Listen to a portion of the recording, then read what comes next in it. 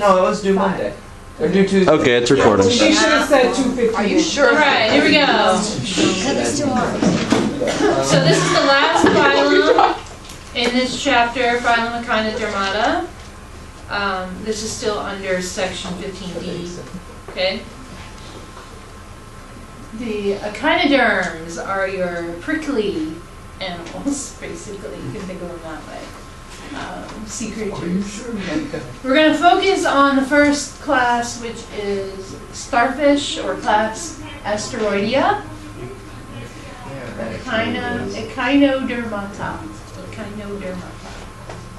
It means spiny skin.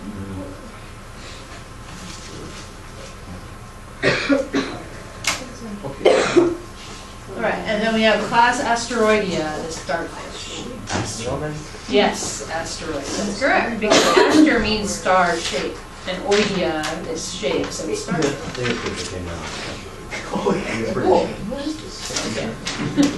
Really awkward. The starfish are in this also, by the way, in this phylum, so we're just going to briefly mention after we go over starfish, some different creatures that are in the same phylum but different classes. But we're going to do most of our talking about starfish. Starfish are probably the most familiar in this phylum. They inhabit coastal waters worldwide. They have different colors and shapes. They are radially symmetrical, meaning there's a top and a bottom, but no left and right. They're all star-shaped, but they don't necessarily all have 5 arms. They can have more than that. Those arms are called rays.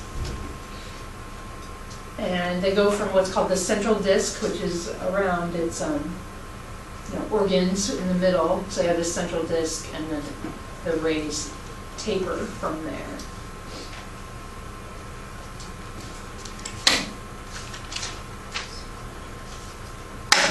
Their shape is maintained, and the reason these are called echinoderms is because they have these hard plates beneath their epidermis, and that's what maintains the shape. These plates are joined by connective tissue, so it's not just one hard plate, but it's several plates that are underneath of its epidermis. And they have spines, so that's really what gives a starfish its spiny appearance. But really, any organism in this phylum, Echinodermata, that's the whole idea, is their spiny skin.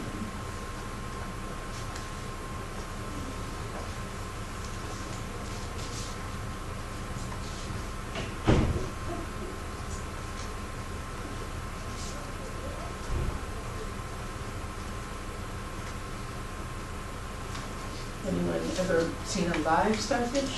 Yeah. My sister. You killed it? Why'd you kill it? My sister freaked out with it because she didn't know what it was. She did? Yeah, it was Alyssa, and she didn't know what it was, and she saw some in the water, and she freaked out. Oh, really? I picked it up. You picked it up? Then after I hold it, just touch it. She touched it. She was like, I want to hold it, and then I was like, okay. I didn't necessarily spill it. Oh, you just rubbed it hard. Into the water. Almost even worse. Well, you have to, in order to actually get it to regenerate, you have to have some of the central disc. You can't just cut off its little arms, because then they won't regenerate. No, it'll regenerate its arms, but the little pieces would never became a new starfish. Literally just this thing here floating around somewhere, and it just like touched me. All right, moving on. The thing about echinoderms that's unique to them is this water vascular system. Basically, this is a series of canals and tubules that extend throughout their body. It's used for a couple different reasons. Used for locomotion, to attach to objects. It's also used for food capture. Starfish really like shellfish, and so they use this to help with opening those shells. Bless you. Mm-hmm.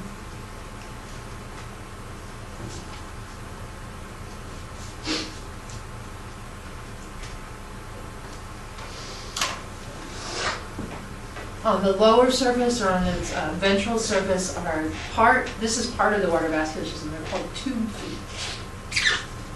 These tube feet are little hollow feet that are joined by a water canal. And it extends all from the ring, the central disc, along each ray.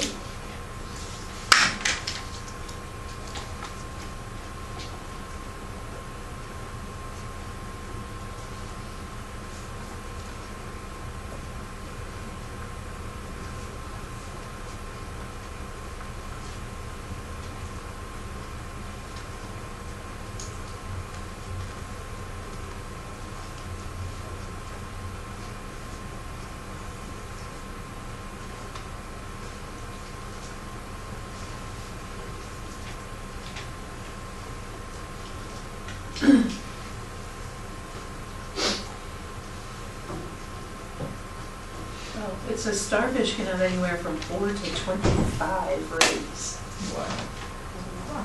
5 is the most common, but not all species of starfish have just 5. Okay, so the water vascular system opens at a structure called the madreporite.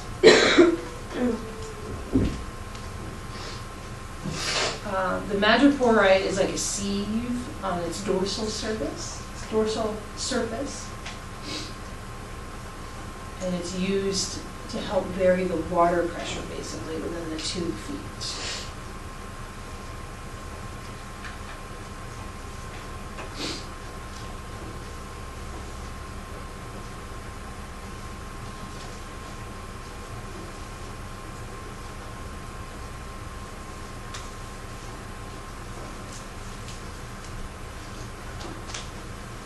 And this is good for the starfish, so it can vary the water pressure in each individual tube foot. So each one can grip or release objects easily. It's just by varying that water pressure. It can grab on an object or it can release itself from an object. Also, it uses it for feeding. It likes to pry open shells of oysters and clams. Basically, when it feeds, it like... Does it stick its stomach inside the shell? But to open the shell, it uses its tube feet to kind of hold the shell open and basically tire out the muscle that keeps the shell closed. And it can change the tube feet. It doesn't have to use the same tube feet all the time because it has all these little tube feet. So it uses a little section of tube feet and holds it open, then it moves another little section, another little section. Eventually, the clam or the oyster's muscle just tires out so it can pry it open.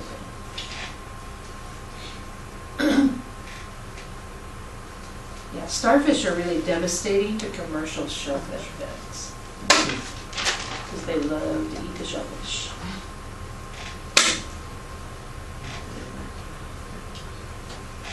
So once it has pried open the shell, it does, and that's what you're talking about. It actually protrudes its stomach through its mouth, which is on the dorsal, the ventral surface, right, on its belly surface. So it has its mouth. It's called an everted stomach, so it protrudes the stomach out. Yes, and basically like releases the enzymes once it secretes the enzymes when its stomach comes out, and it just secretes them into the shell. And then basically it like makes it all soupy on the inside, the clam or the oyster, and then it can absorb the material and like bring its stomach back in. It's kind of a weird thing. Unusual. What if humans do that? Just like,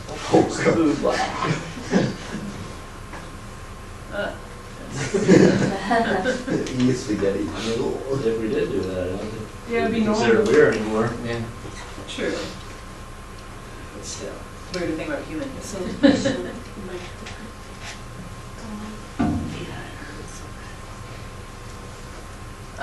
That starts the digestion, kind of breaks it down into smaller bits so it can absorb it, and then it gets transported to these digestive glands to finish up the digestion.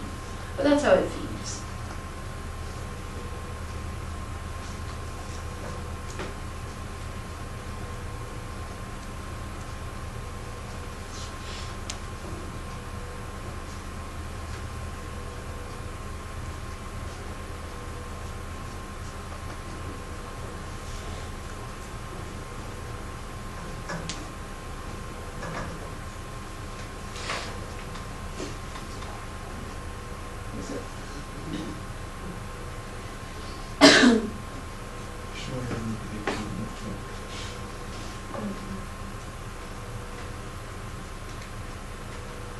see my savings tonight? I would love.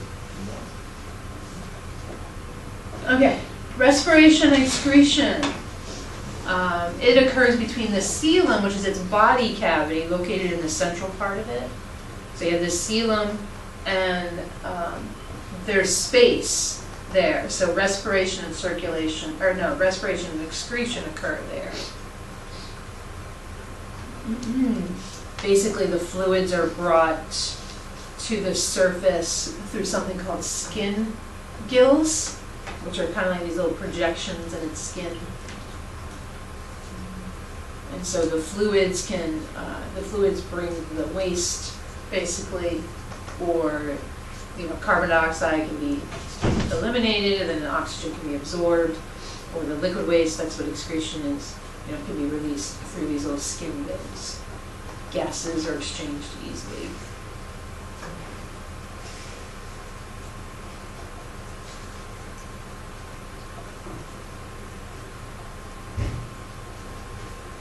Amoebocytes are also within this. Amoebocytes actually pass through the gills into its environment, and they just kind of swim away, take the waste with them. These amoebocytes, these little cells move around. So the skin gills are both for respiration and excretion.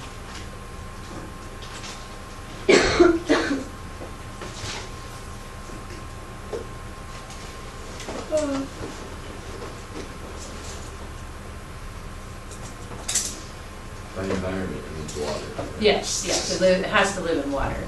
Yeah. So it absorbs the oxygen that's in the water, dissolved in the water, and it releases its carbon dioxide. If you take oxygen out of water, what is it? Is it still water? It's hydrogen. Well, the oxygen we're talking about is actually oxygen gas that's dissolved in the water. It's not like the oxygen that's in the molecule of water. So they don't break down that water molecule.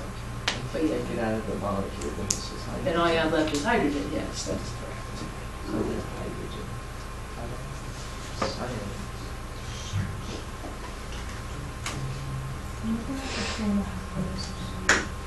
Okay, they do have separate sexes. It's an external fertilization. The male releases the sperm into the water, the female releases the eggs, and they're fertilized in the water. The little zygote that develops is a larva, basically, a ciliated larva, which will settle to the seafloor and then grow into an adult starfish.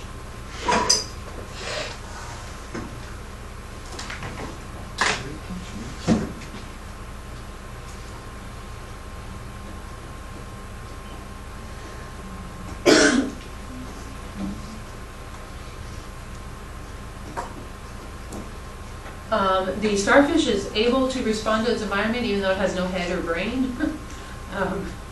It does have nerves, and all of the nerves extend into the rays, can respond to its environment. The nerve ring actually encircles its mouth, which remember is on the ventral side. And then it's this ring of nerves around it, and then it extends into the rays. There's a nerve net as well that can control movement. There, believe it or not, there's an eye spot on the tip of the ray. I think I might have this on here. And that's just to sense movement, basically, and light. It doesn't really see, it doesn't produce images, but it's for protection. It can sense around its environment. These little eye spots.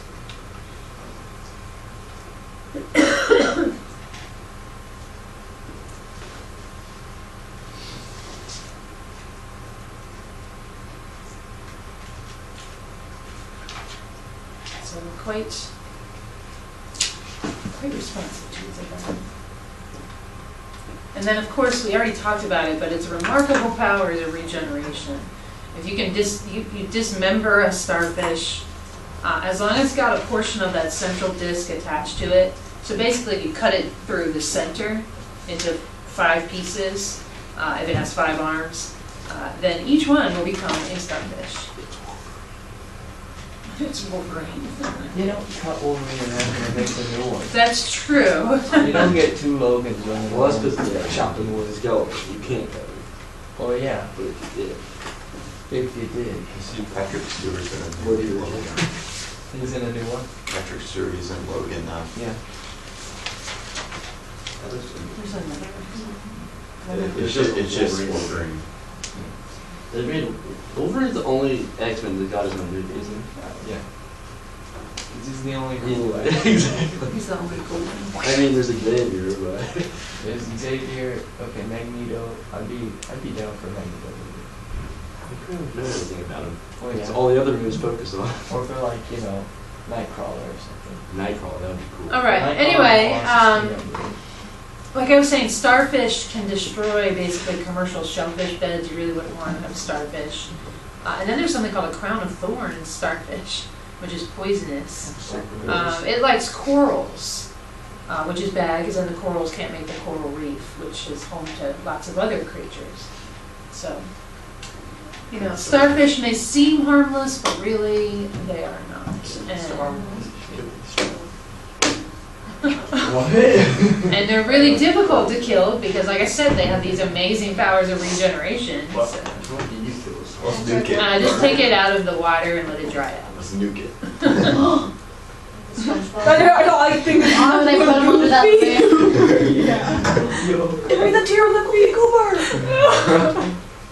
Wait, Thor! That was a terrible movie. It was a great movie. It was great. Okay, so anyway, there we go. See the stomach in the middle there, the central ring, the mouth is there, but then you see the extension of the 2 feet. But there's your typical starfish. All right, other classes in this phylum. Derek, we have those. Derek, we have those. Other glasses. Class Echinoidea are the sea urchins and sand dollars. Oh, I like it. All right, so this is the spiny shape. So sea urchins, they're basically just like this glob with spines on them. Don't really have any known predators except for the damselfish. The damselfish very patiently bites off all its spines. Oh. And then we'll eat the little glob. Also, I've heard it's a delicacy for humans too. Yeah. Sea urchin. Oh, yeah. Sand dollar. Yeah, you like That's turn it the over and you great eat food. the inside part of it basically raw. You can eat it direct from the sea. Is there a damsel in It's distress? never really appealed to me. Yeah, I'm not a seafood person, so I know I wouldn't like it. Sand dollars are also in this, believe it or not. Lots of people, when you think of sand dollars, think of things you find on the beach. Well, that's the shell that's left behind What? by the little creature that lives within it. My childhood's really And the spines have actually decayed away with the little creature that was in that shell. I've got one of those before. I love it. Are they poisonous? Texture of the No, sea. I don't think so, because their spines are really tiny. I don't really think they're poisonous. I found some tiny ones at the beach before. They're really sharp. Yeah, they do have spines on them, but if you just find the shell, the spines are gone. All right, Holothroidea. So this is the sea cucumber, yes. Sac-shaped. It usually has like a little crown of feathery tentacles there. This does not have the spininess like other echinoderms, so it's more vulnerable. Believe it or not, this sea cucumber, if it's being attacked, it will jettison some of its internal organs, so it can squirt away, basically. It releases. No, I can take my organs instead. Jared, That's my basically favorite what it actor. does. It Echinoid the sea releases some of its cucumbers. internal organs, so it can kind of, like, I guess because it doesn't really have things to move with. It doesn't have arms or legs, or it has to kind of squirt through the water. So it jettisons its organs, so whatever's trying to eat it can eat that. And then it finds a place, under a rock or something, and it'll regrow its organs. Remember, these are echinoderms, so they have like these amazing powers of regeneration. I'm gonna say that joke. If you were to find a sea cucumber, it basically looks like a leathery pickle, purple pickle. It looks like an eggplant. No, but it's not smooth like an eggplant. It's kind of more leathery and bumpy like a pickle. That's what's called a sea cucumber. Those veggie tails. Alright, then you have class Ophreudia. Ophreudia. These are your brittle stars and basket stars. They're similar to starfish, brittle stars, except their arms are raised or a little thinner. They're more tentacle-like. And it moves more like a snake than like a regular starfish. It actually discards its arms really easily if it feels like it's disturbed or under attack. That's what's called a brittle star, so it'll just like release its little arms. No, because they can regenerate them. That's why, you know. The basket star actually, it's called that because it raises its rays to look like a little basket, and then it will catch organisms within the little basket that it makes with its rays, its arms. All right, and then you have the class Crinoidea, which are the sea lilies and the feather stars. They look like plants because they're called sea lilies because they kind of look like plants. They remain fixed to the ocean floor. They're sessile. They just filter feed, basically. Are they sharp and pointy? Let's see. It has. I don't think this one is. The feather star is. It kind of looks like a fuzzy brittle star. The feather star, by the way, has its mouth on the dorsal surface rather than the ventral surface. So it has its mouth on the top, and then it just kind of crawls along this line. Right, so they're very strange creatures. All right, but that is the end of our discussion for chapter 15. Oh, we have 15 minutes. That's okay. So tomorrow we will review for the test. It's going to be longer than usual. There's a lot of information packed into this chapter, but we will be reviewing. I know I did several matching sections on this test. That might become. Oh, and All right, don't forget the camera. Yeah, sure, don't forget the camera. I kind of look like the same lily for a girl. I just need Coach Huff's daughter, so that's all I can think of. But I feel like she